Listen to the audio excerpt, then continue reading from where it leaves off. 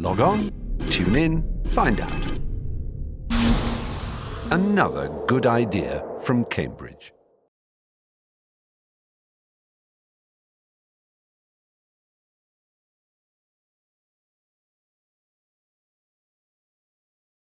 Okay, so it's a pleasure to introduce our second speaker, Alexander Braverman. He will speak about quantum cohomology of the Springer resolution and affine KZ connections. Okay, thank you very much. What I'm going to talk about is a joint work with Devish Molik and Andrei Oklenkov, and somehow, unfortunately, it's not completely written down yet. For main reason for this being my laziness, but I do hope that it will appear in the near future. So somehow I should say that the original motivation for this work was to check some kind of rather general ideology in algebraic geometry, which I consider it to be due to Tom Bridgeland, although he himself denies that. So I think I'm going to spend maybe 5 to 10 minutes explaining the kind of general motivation. So it's going to have nothing to do with algebraic Lie theory or with any Lie theory. So first I'm going to talk about kind of motivation from geometry. So basically the situation is that there is some kind of very general conjecture, or even not a conjecture, some kind of expectation, informal expectation, and the next kind of big part is check. So let me say form of the conjecture, and then so next goal. So maybe this is one like this, and then goal. Check the conjecture in the case which already has something to do with Lie groups in a specific situation having to do with Lie groups and representation theory.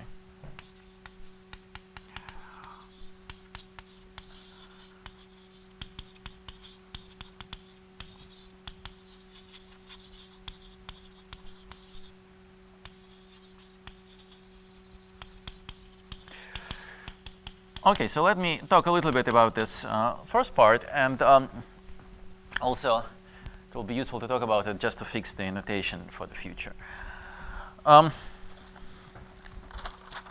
So what it really is about, it is about quantum cohomology of Calabi-Yau manifolds.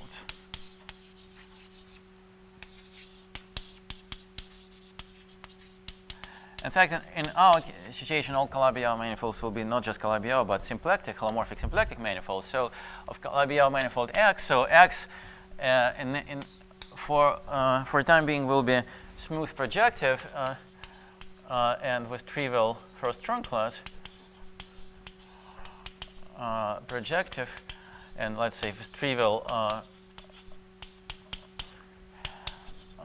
determinant. The trivial bundle of highest forms. So actually, for the application, for the second part, X will stop being projective, but in this case, X will actually be the cotangent bundle to B, where B will be the flag variety of some semi-simple group. So, but for a few minutes, let me talk about the projective case, and then I'll explain how the story generalizes to a non-projective case. So the point is that this story about quantum cohomology is somehow miraculously related. So let me put it in a circle like this.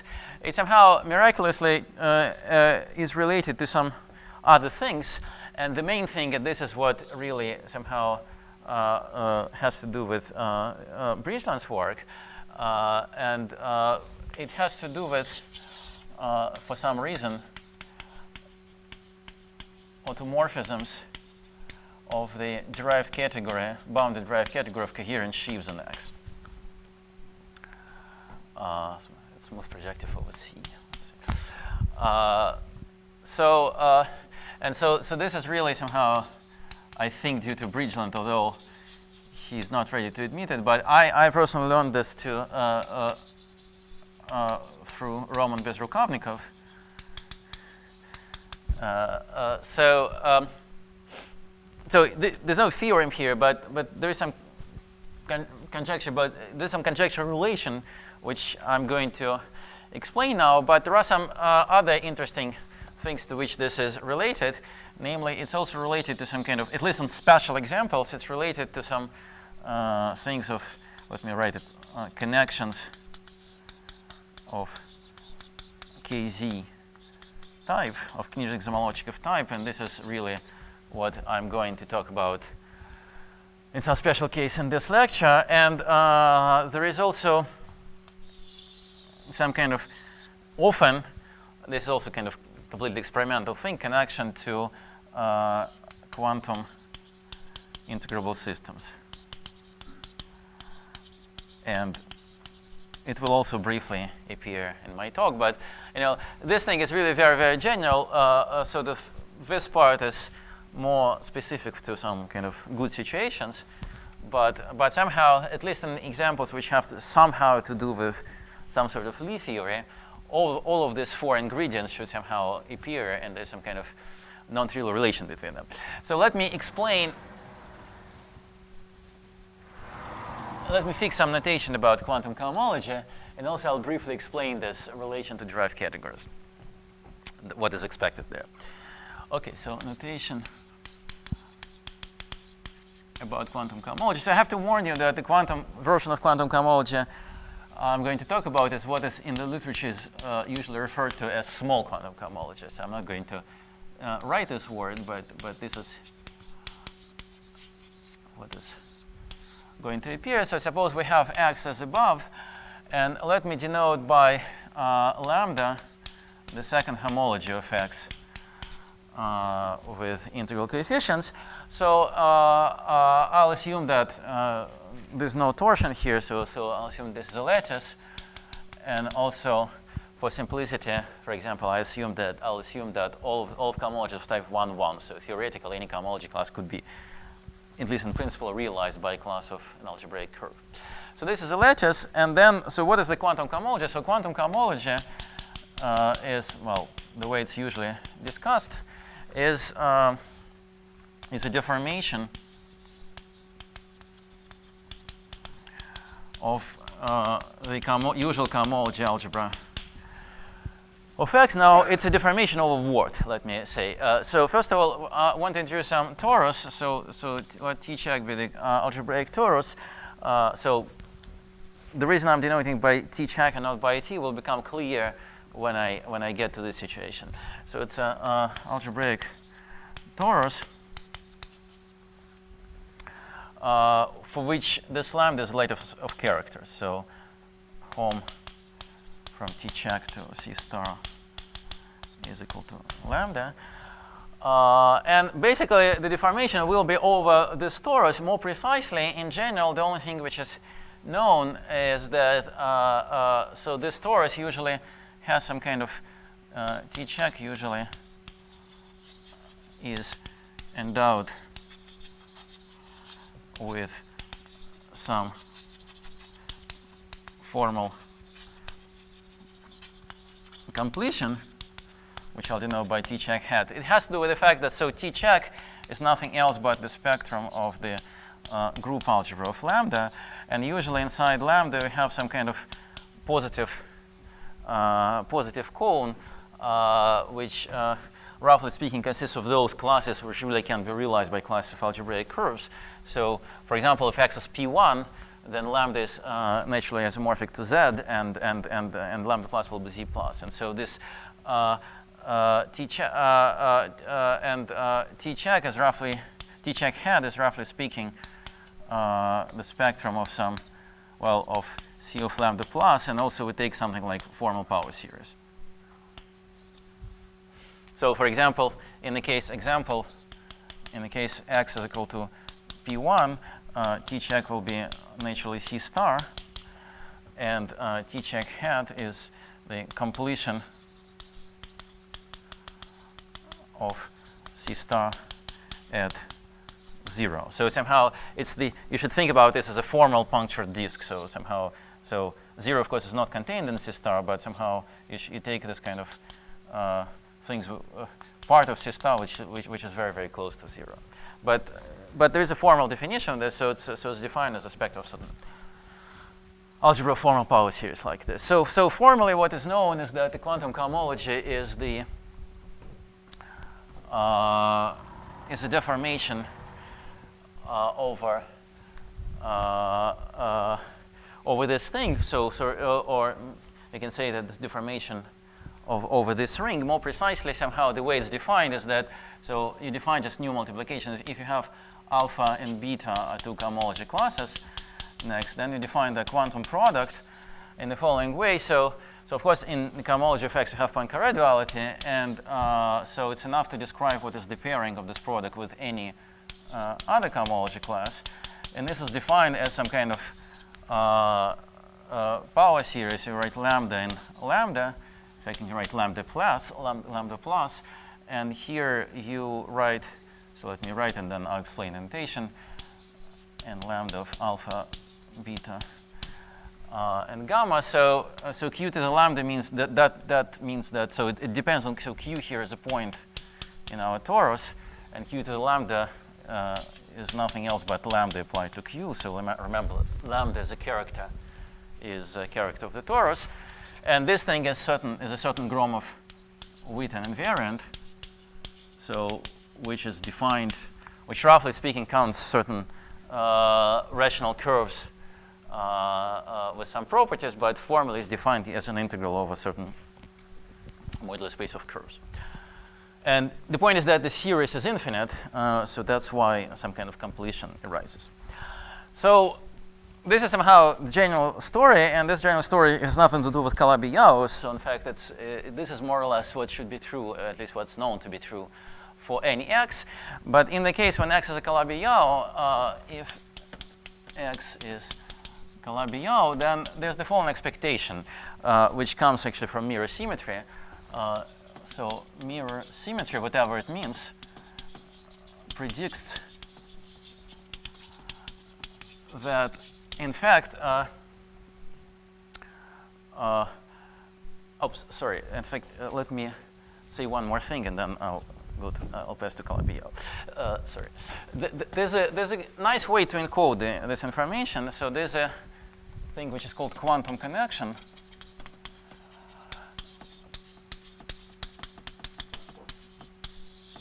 And this quantum connection, it's actually some flat connection, some flat or integrable connection over, so it's a connection on the trivial bundle over this t-check. Well, formally I should write t-check hat, trivial bundle with fiber equal to cohomology of x. And this connection somehow, it's a kind of slightly different way to encode this quantum multiplication. So the way this connection, or at least encode quantum multiplication by elements of second cohomology. So namely, if you consider, so in order to define this connection, so I have to tell you what is the covariant derivative. So I take the trivial bundle over this thing, with this being the fiber. And I have to define a covariant derivative where what is this omega? Omega should be an element in the second cohomology of x, because this is precisely the tangent space to this torus at every point. So so I have to tell you what this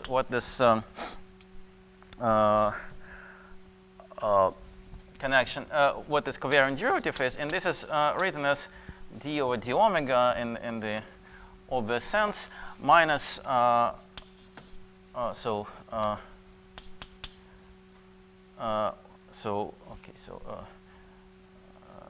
some f minus minus the quantum multiplication by f. So the way you should think about this is that so this somehow depends on the point of this torus.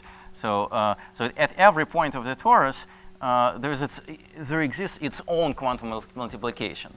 So therefore, this quantum multiplication by omega, this can be thought of as an endomorphism of the above trivial bundle.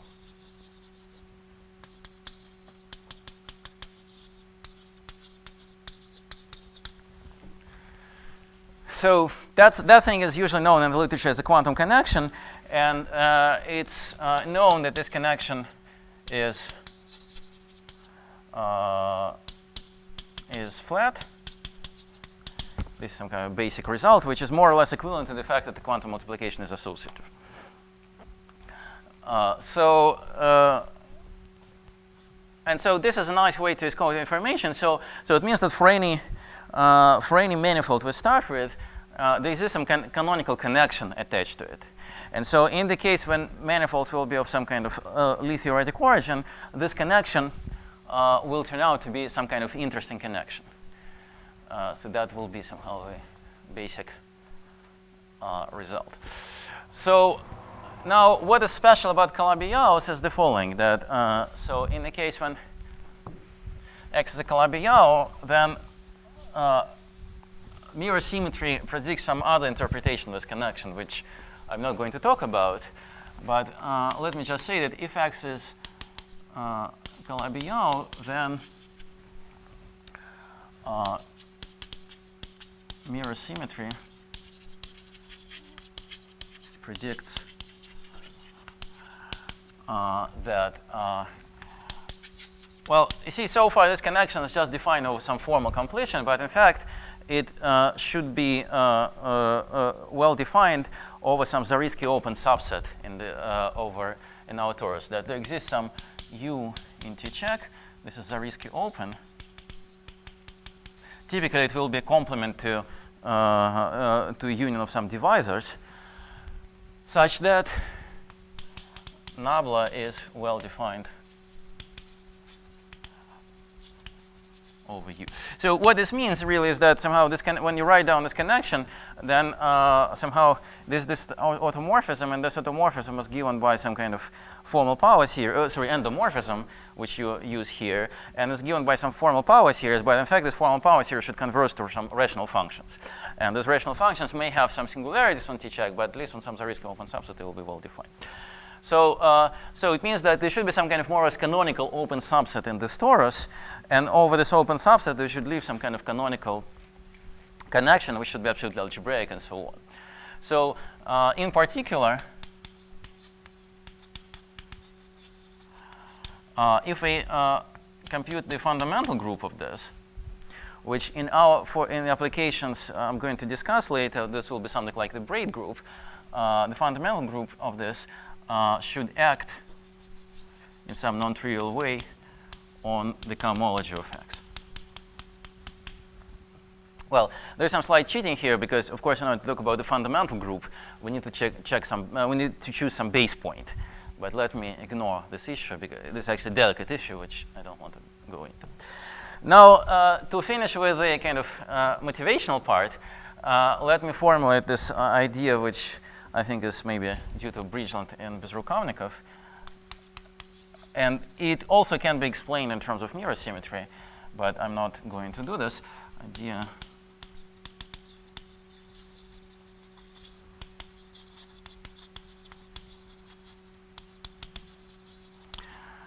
of course, so this action is some kind of action by monodromy of that connection. Oh, there's one more other important thing I forgot to say is that it should be well defined over some U and have regular singularities.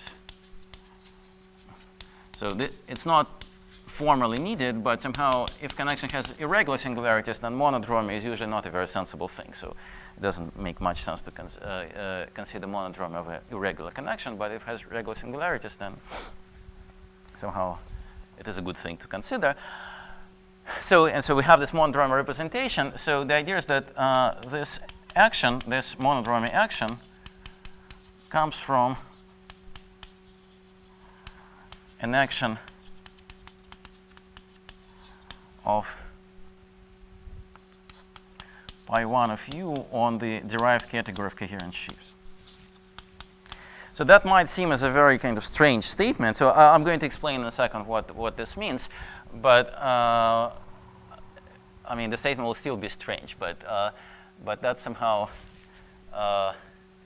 this is really some kind of wild guess, and it has been verified in very, very few situations, but somehow seems to be correct guess. Now, what the statement means is the following. So it means that there exists an action. There should exist some kind of action of this group on this derived category. And so this such an action always, well, if you have an action on derived category, it means that we get an action on the Grothendieck group of this category, action on K naught of coherent sheaves. And from here, we have a map to the cohomology, which is just given by the Chern character. And so the expectation is that this map, so there should exist an action of this, so by some derived equivalences, such that if you consider the corresponding action on K theory, then this map will be a map of pi1 of u modules. So this is one of the things we're going to verify in the case when X will be the cotangent bundle to the flag variety. So again, this is somehow a very strange conjecture, but nonetheless somehow, first of all, it seems to be true. And also you may ask, why is it interesting? So there are many reasons. One of them is that somehow having some kind of derived equivalences is, especially after works of Bridgeland, is always known to be interesting. So somehow whenever we have some non-trivial automorphisms of the derived category coherent sheaves, this is always somehow this almost always leads to some interesting implications. So somehow, in particular, this thing kind of predicts that there should exist some non-trivial automorphisms of the derived category. And in the case of the cotangent bundle to the flag variety, in fact, these automorphisms were known before, and we're actually going to compute all the ingredients and just compare this monodrome reaction to some known automorphisms of the derived category. Okay, so this was somehow the introduction. So basically, from this point on, you can forget almost everything I said so far. But for us, this really served as a motivation. So the only thing you shouldn't forget is kind of the basic notation written down here and maybe over there. So the fact that if you start with some manifold, then it has this quantum cohomology, and one way to encode the quantum multiplication is by looking down at this quantum connection. So I'm not going to use the definition. I'm just going to formulate. My main purpose will be to formulate the theory of what this connection is equal to in some special case. Now, before I move to the case of flag varieties, let me make a couple of comments or remarks. Remark number one is that there's a generalization of this. Generalization to the case when, well, to the following situation. First of all, if a group G acts on X, then everything can be done G equivariantly. And you should everywhere replace cohomology by covariant cohomology. Exists G equivariantly.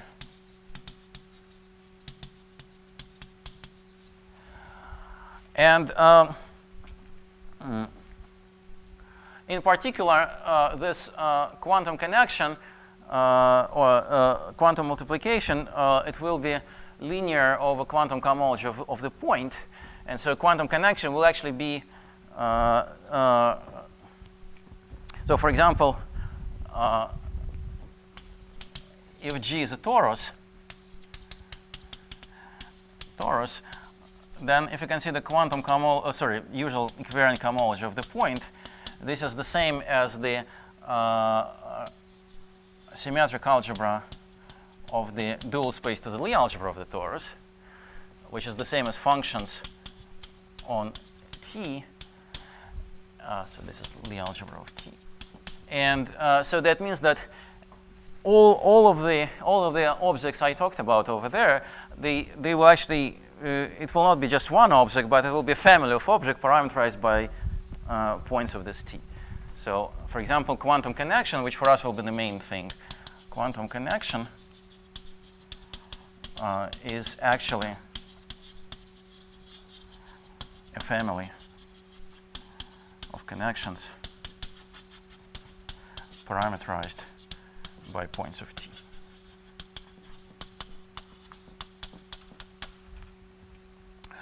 And the other thing which is actually related to this is that, yes.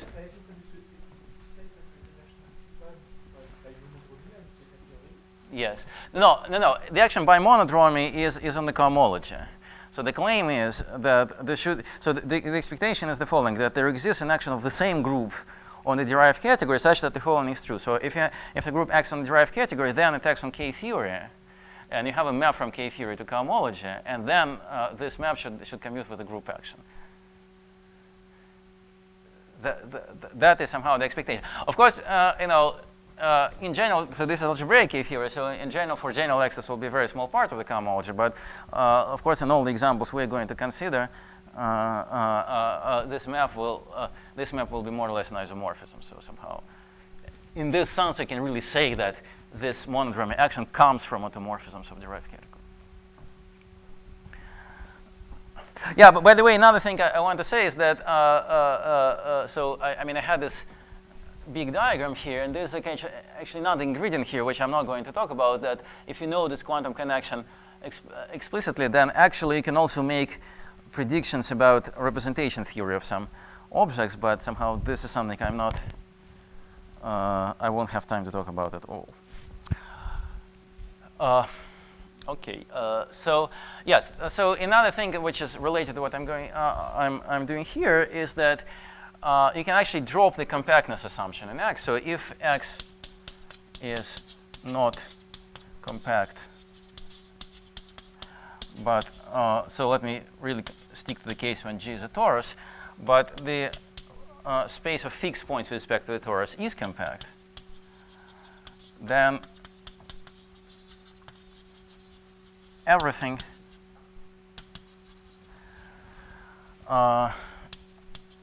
should make sense. Well, actually, let me say just makes sense. Makes sense. It may be at the following expense. Maybe at the expense that you'll have to consider not just the ordinary covariant cohomology, but localize the covariant cohomology, which means that you'll have to tensor all the cohomologies by the field of fractions of the covariant cohomology of a point. But roughly speaking, everything makes sense. It means that so everything means that the important thing, which I almost didn't talk about, was this Gromov-Witten invariants, and the claim is that you can define them in the covariant situation if this if the variety is not compact, but this variety of fixed points is compact, then Gromov-Witten invariant still makes sense. So this was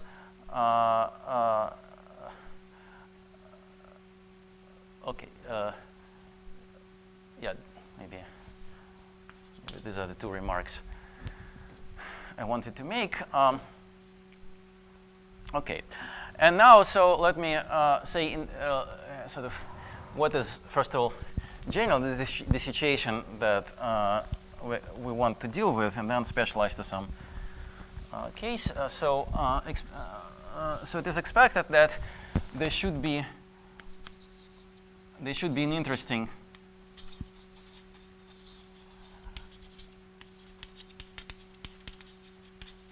interesting answer for this quantum connection when X is actually, well, generally is a symplectic resolution of an affine variety. Of an affine variety, let me call it Y, well, and such that endowed, well, maybe let me say endowed with affine cone. So it's endowed with C star action, which contracts y to a point. So what kind of examples of such situation do we know? Examples. Well, first of all, the basic example that I'm going to consider in this talk, this is the example when we have G, which is some semi-simple group, and we consider X to be the cotangent bundle to the flag variety, also known to be sometimes denoted by n tilde, and Y here will be n, which is the nilpotent cone of G.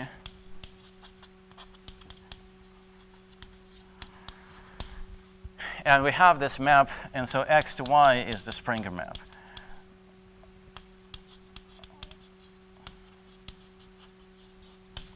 So that thing is the affine cone. This is, being a cotangent bundle definitely is symplectic. So this is, and so this thing is really, so the cotangent bundle to the flag variety, it's a symplectic resolution of the nilpotent cone. More generally, what you can do is that you can generalize this to the corresponding slot-away slices. I'm almost not going to talk about this, but let me just mention this. So more generally, you can do the following thing. So if you have some n in n, some nilpotent element, you can consider O of n, which is its G orbit, and then you can consider Sn, which is the corresponding slot-away slice, which is the transversal slice to On in n, and call it Y. And it also has the same structure. It's affine, and it's an affine cone, so there's a sister action there which contracts it to a point. And X you take as Sn tilde, which is just its preimage in the Springer resolution. And so all I'm going to talk about will also apply to this case. So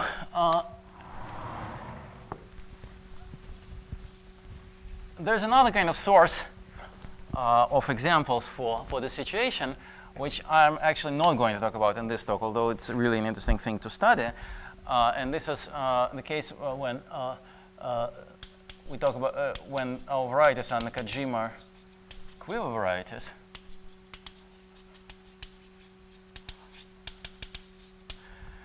So one example which has been studied before, but which is actually much more complicated than the example I'm going to talk about here, is the case when X is the Hilbert scheme of points on C2, and Y is the corresponding symmetric power of C2, and we have this Hilbert-Chow morphism.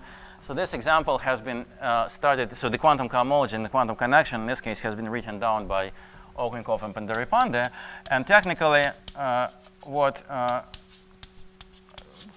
technical part of the work I'm going to talk about is really similar to this one, although somehow it turns out to be much simpler, at least from my point of view.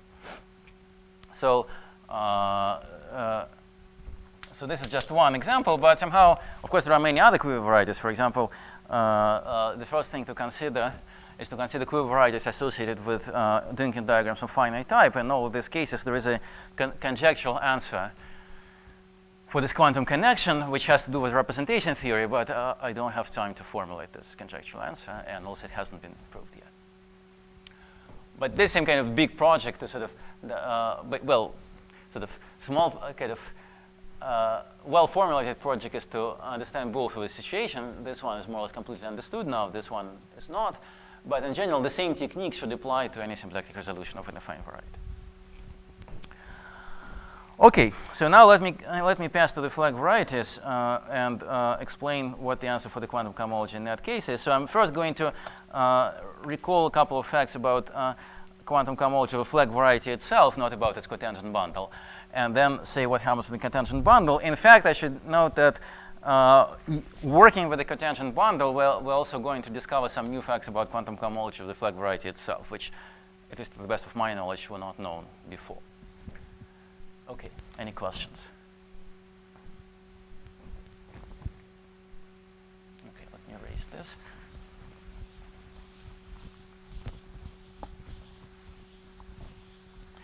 So let me first, and also while describing this, I also mentioned this stuff about integrable systems a little bit.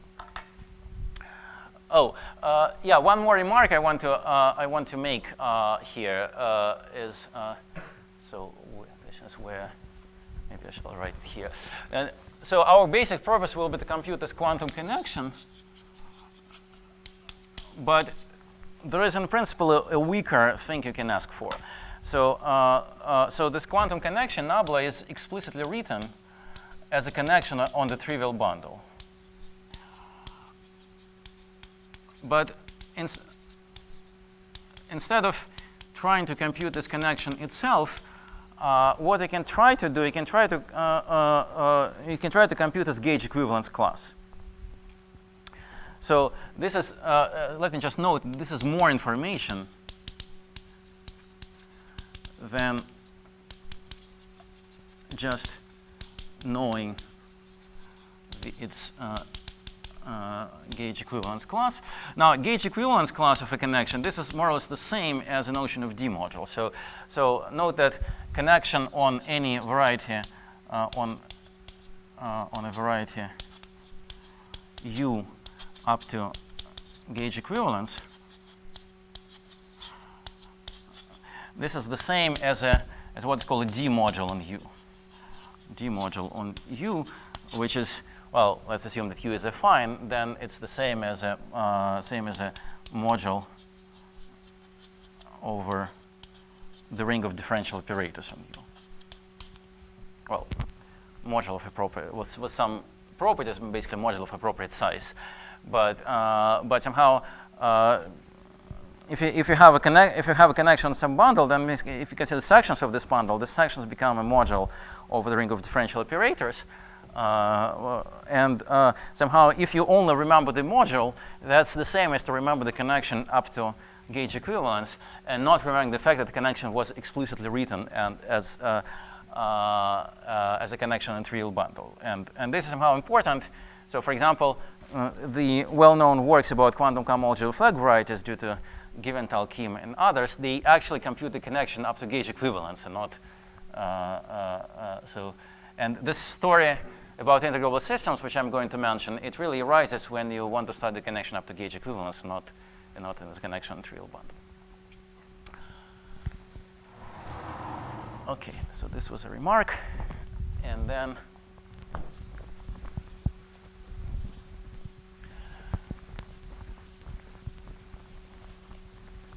so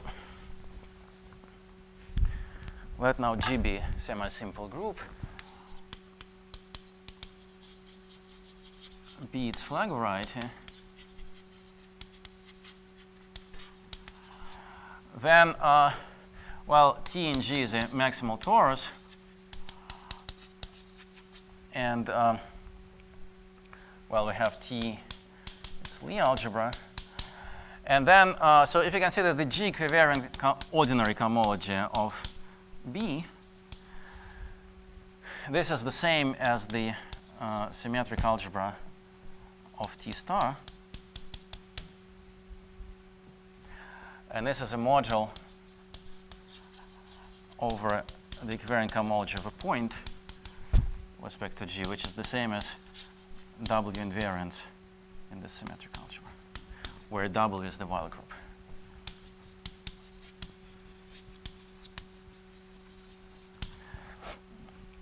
Okay, so and also this latest lambda here, which is H2 of B, this is the same as the co-weight lattice.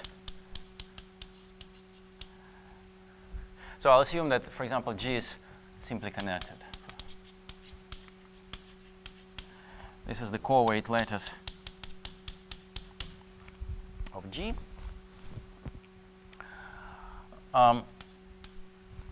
So our torus T check is really T check in the sense that it's a dual torus to T.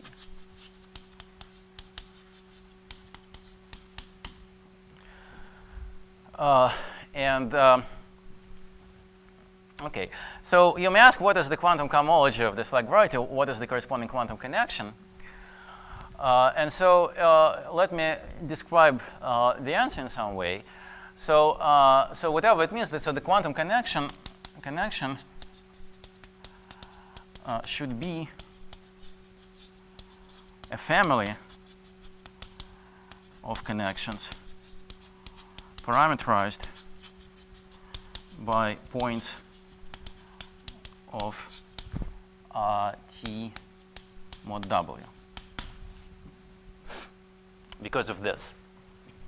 Okay, so so we should be able to produce some family of connections parameterized by this thing, and if we employ this remark, so if we somehow if we want to forget about the fact that this quantum connection is written as a connection on the real bundle, and we are only interested in the corresponding gauge equivalence class, then there is an answer. So this is the so answer is given by Giventhal and Kim. So in fact, the joint work of Giventhal and Kim was about the case of G equal to SLN, and then there was a work of Kim which gave a general answer, and and it is related to the Toda integrable system associated with the Langland's dual group with G check, which is the Langland's dual group. So let me formulate this a little bit more precisely. So in other words, so since we want to describe only connection up to gauge equivalence class, or the same, which is the same as a D module, then first of all, I have to tell you what U is here, and U in this case will be just equal to all of T check. U here is equal to all of T check, and so what we want is a family of D of T check modules parameterized by T mod W.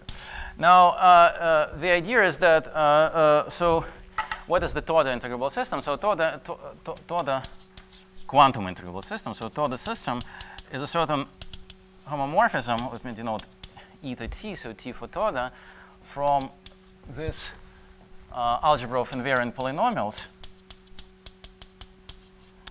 to differential operators on this torus. And it is written, and so it has, so usually what is written is the, explicitly is the image of the quadratic invariant here.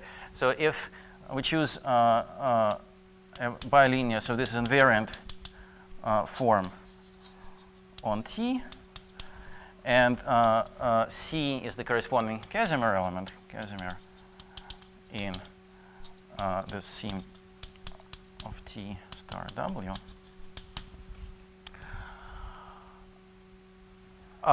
Then E to T, so let me maybe write it there.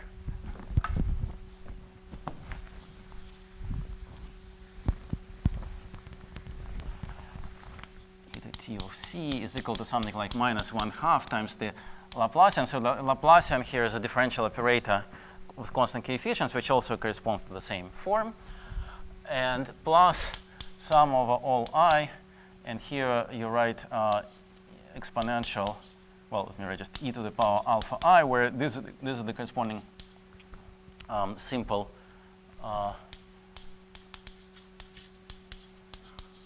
roots of T check. So so this is a Toda integrable system. So the idea is that there's a more or less unique way to extend this to a homomorphism like this, and so it produces a large commutative subalgebra in this algebra of differential operators, and then so having this large commutative subalgebra, we can actually produce a family of modules over this ring, and so if we have now any x for any x in T mod W, we have the corresponding mx, which is the maximal ideal in the corresponding algebra of functions. And then we write the corresponding module mx, which is the quotient of d of t check by what is generated by this maximal ideal. So whenever we have a non-commutative algebra and a commutative subalgebra in it, we can produce a family of modules over this non-commutative algebra parameterized by points of the spectrum of the commutative algebra. So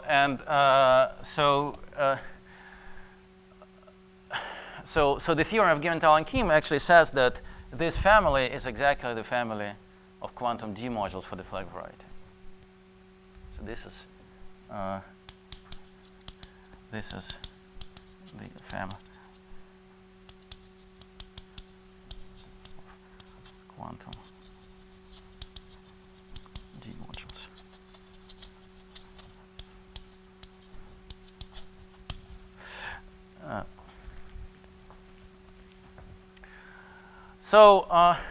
Okay, so this was a well-known fact. Now, the fact which I have never seen in the literature is, and which we're actually going to produce, but maybe I won't have time to write it down, is how to write down the corresponding connection. So this is somehow very, in some sense, this is a very algebraic question. So you just write these D modules, and then you want to realize this D module as a kind of explicit connection on some trivial bundle. So how to write down this connection? So I won't have time to do this, but just let me mention that it will be possible using the things I'm going to talk about now, but I don't actually know if it has been, if it was known before. Okay, so what now about the cotangent bundle? So now we want to pass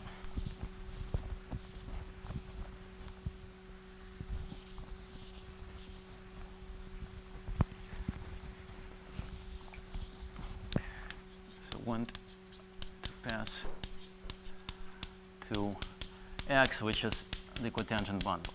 And in fact, the same story will hold for all this resolution of Sloterdijk slices. But well, the way I'm going to format it right now, maybe somehow it won't, but somehow. So I'm actually going to talk about the quantum D module now, and then I'll briefly say what the answer is for the quantum connection. The answer for the quantum connection, due to the works of Cherednik, will actually make sense for resolution of all Sloterdijk slices. So the point is that here we want to work equivariantly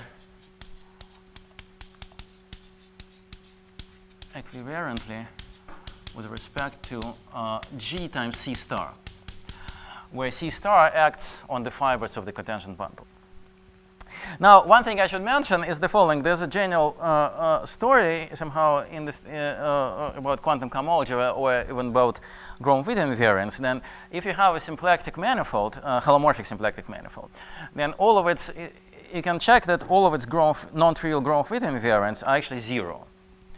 So you may ask, what are we doing here?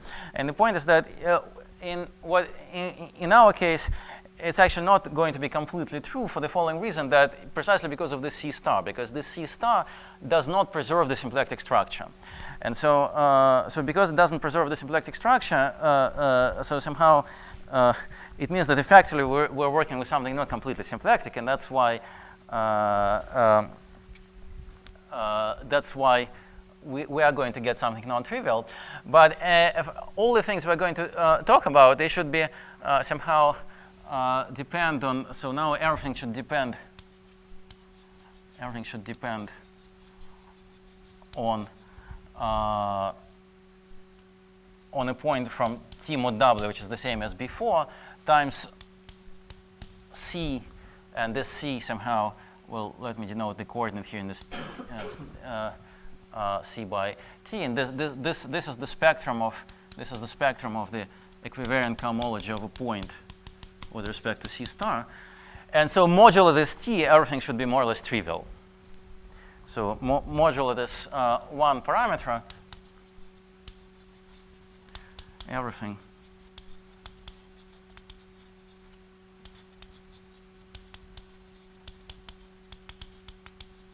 must be trivial.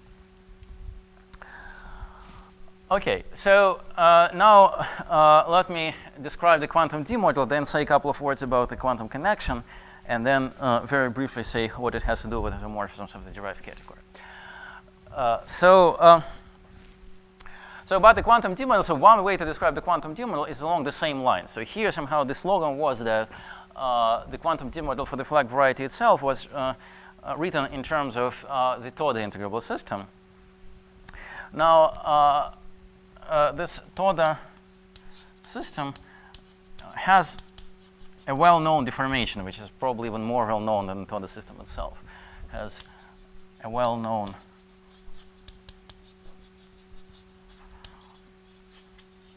deformation, which has different names, which I like to call the Kalodger-Moser system. And it is also some family of, well, it's also a commutative subalgebra and algebra of differential operators. But first of all, now we're going to have singularities. So somehow we have this U now in T check, and U is equal to T check to the regular part of T check. So these are regular elements in T check. In other words, this is the complement. So this is the collection of all x in T check such that for any alpha, which is a root of G check, alpha of x is not equal to 1.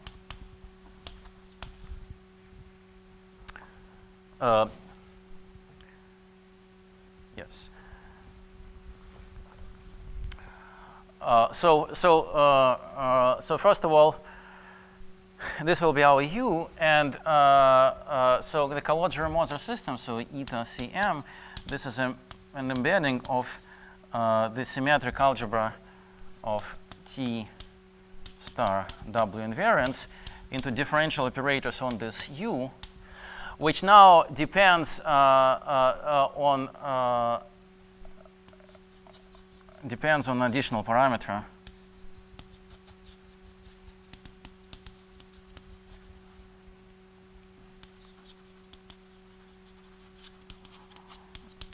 T in, which is a complex number. So, by the way, I should say that for I don't have time to explain this, but just for on general grounds, you can claim that when we pass from variety to this cotangent bundle and compute the quantum cohomology, then this quantum cohomology should be, or this quantum connection, or the quantum D model should be deformation of what you had before you introduced the cotangent bundle. So let me say what, well, let me write a similar formula for this deformation, although from that formula it will be completely non-obvious why it is a deformation. But this is somehow, again, a known fact, which Cherednik likes to call Etinghoff-Inozemtsov procedure, but I'm pretty sure that it's actually much older than that. Okay, so in the same notation as before, eta Cm applied to the Casimir element, this is minus 1/2 of Laplacian plus T, well, T minus 1, something like this, times the sum over all alpha greater than 0. So this is sum over all positive roots. And here I should write 1 over eta. So let me just, in order not to make a mistake, let me copy it from here.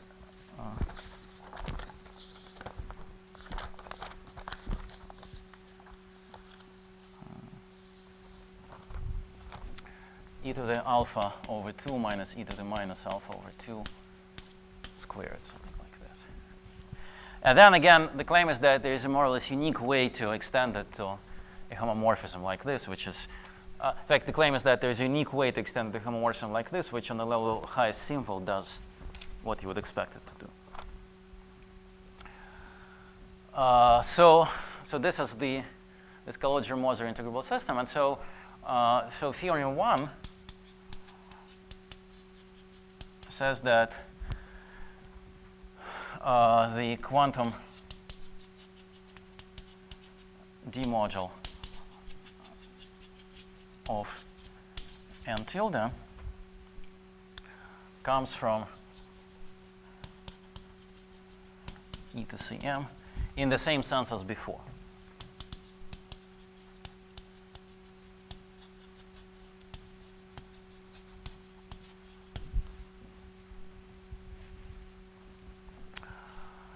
Okay.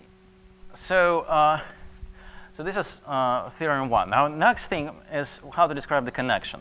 And so here, there's so this integrable system has been studied very extensively in the end of 80s and in the 90s by a lot of people. Some of them are in this room. And in particular, there was a work of, independent works of Cherednik and Matsuo.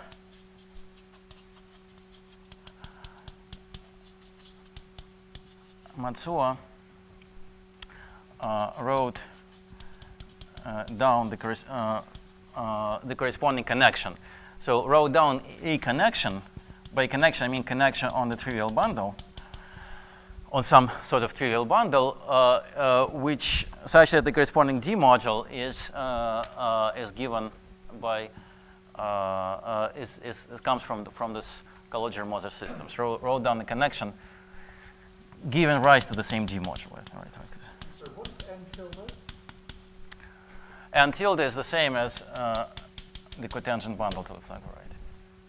I guess it was written somewhere on the blackboard, but maybe I have already erased this.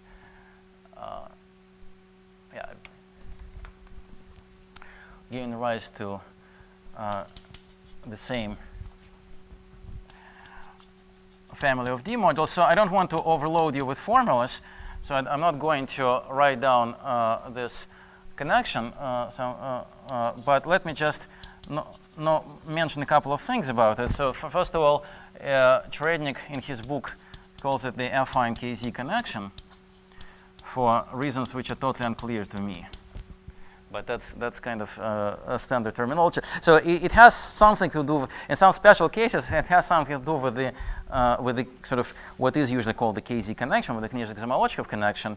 But first of all, this relation is only in some very special cases, and also what is affine about it. This I really have absolutely no idea. But this is somehow has become one of the standard terminologies here. And let me just maybe mention that it has to do with, so a kind of intelligent way to write it is in terms of, so it's written using Lustig's graded affine Hecke algebra.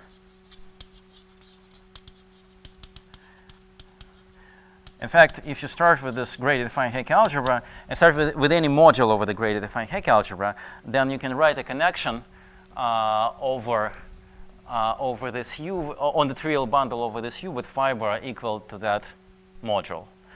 And in fact, in the cohomology of this resolution of Slodovay slices, it's known to be a module over the graded affine Hecke algebra, also due to the works of Lustig. So this is actually what lies behind this. And so theorem 2, which is not completely formulated here because I haven't described the connection, but theorem 2 is that the quantum connection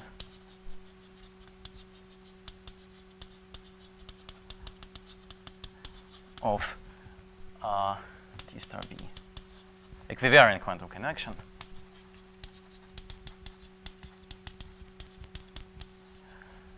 is the affine KZ connection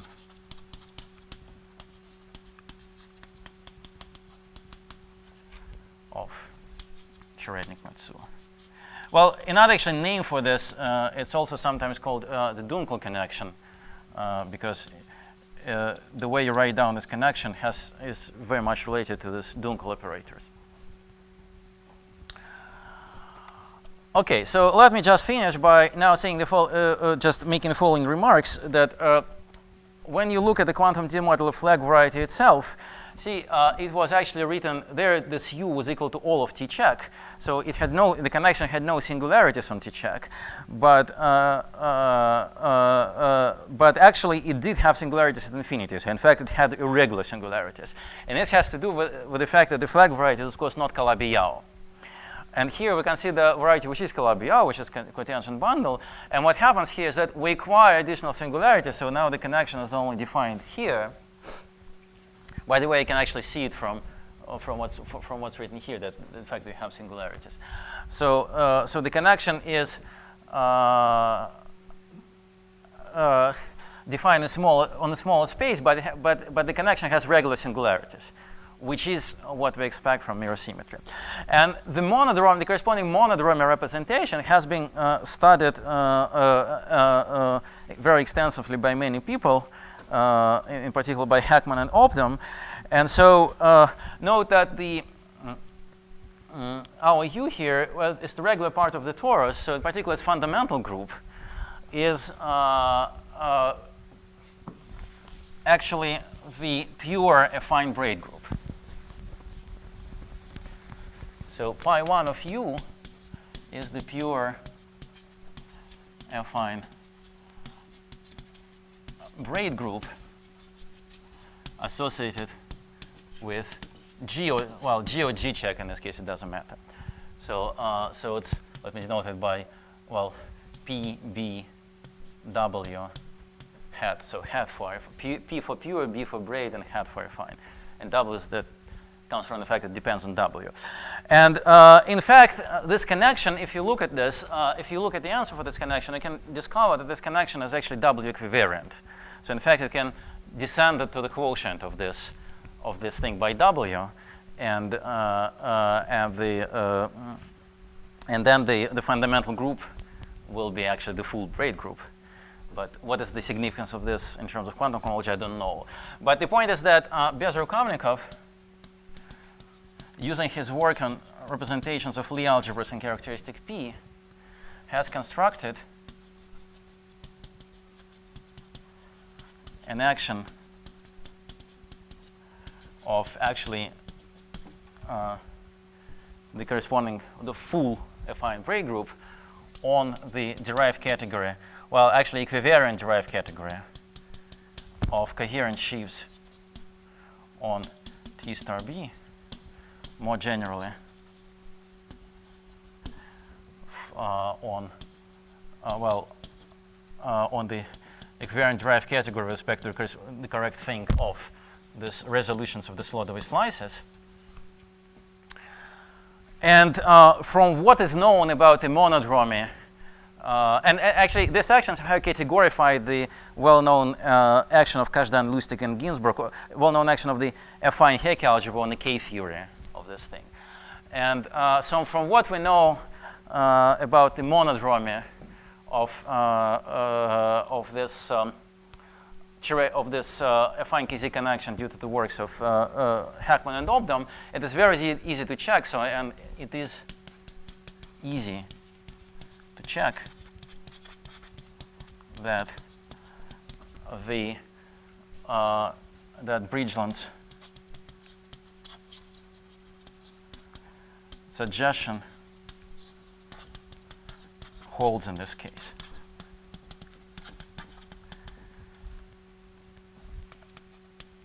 In other words, the diagram I produced in the very beginning really commutes, but somehow here we're very lucky because somebody has already constructed for us this derived equivalences before. Somehow the hardest part in this, in what Bridgeland suggests is really to construct these derived equivalences, and this is really somehow, it's not clear where you can get these things from, but somehow luckily this is something that that was already known before, and we can actually check that everything is really compatible. And I should say that this is really how this whole business started. So somehow, so we heard about this idea of Bridgeland, and we knew this action of the affine braid group on this derived category. And what we wanted to check is that it really comes from monodromy of the quantum connection, and this is really what is verified here. Okay, thank you very much. Much. Are there questions, comments? When the group is not simply laced, there is a multi-parameter version of the Dunkel. Is there a region for? I don't know. This is a good question. So you see, in fact, I was cheating slightly about group being non-simply laced. So in fact, what I wrote here is true literally.